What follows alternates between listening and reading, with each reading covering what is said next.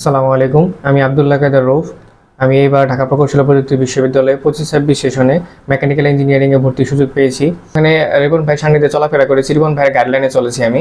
আর এটা আমার জন্য আমি মনে করি খুব হেল্পফুল। এইবার আমাদের 25-26 সেশনের যে ভর্তি পরীক্ষাটা অনুষ্ঠিত হয়েছিল আগস্টে, তো এই পরীক্ষাতে আমি নিজে ফেস করেছি মেকানিক্যাল ইঞ্জিনিয়ারিং এর ভর্তি পরীক্ষা সেটা হচ্ছে আমাদের নন ডিপার্টমেন্ট এবং ডিপার্টমেন্ট দুটোই মোটামুটি আয়ত্ত করার মতো ছিল, যে পাস মার্ক ছিল আমাদের।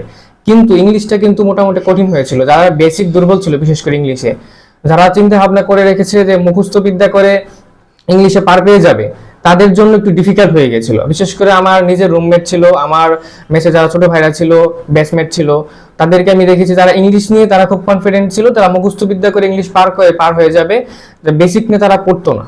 তারা দুঃখের বিষয়, এটা চান্স হয়নি, আমার রুমমেটের চান্স হয়নি, এটা অত্যন্ত দুঃখের বিষয়। তো ইংলিশের বিষয়টা হচ্ছে ইংলিশ বেসিক সহকারে না পড়লে এটা আমার মনে হয় ডুয়েটে ভালোভাবে আউটপুট দেওয়া সম্ভব না। আর বর্তমান পরিস্থিতি অনুযায়ী ডুয়েট খুব স্ট্যান্ডার্ড কোশ্চেন করছে বিশেষ করে ইংলিশে। তো যারা আমরা রিপন ইংলিশ কেয়ারে পড়েছি, বিশেষ করে আমি দেখেছি যারা চান্স হয়েছে রিপন ইংলিশ কেয়ার থেকে, তাদের সাথে কথা বলে আমি যতটুকু বুঝতে পেরেছি যে এখান থেকে আসলে তারা প্রত্যেকেই সেই বেসিক কোশ্চেনগুলো আনসার ভালোভাবে করতে পেরেছিল।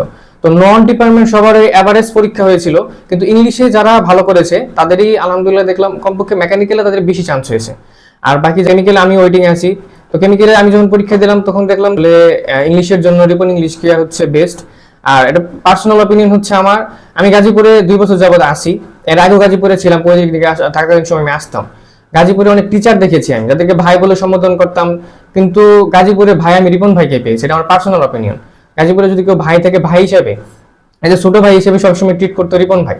যে কোনো সময় প্রয়োজনে নক দিলে ভাই অবশ্যই সবসময় সাড়া দিত, খোঁজ খবর নিত। তো আমার পার্সোনাল রিপন ভাইকে খুব ভালো লাগে, তাই আমি জুনিয়রদেরকে বলি যে তোমাদের ইংলিশ গাইডলাইনের জন্য অবশ্যই তোমরা রিপন ইংলিশ কেয়ারে আসবা।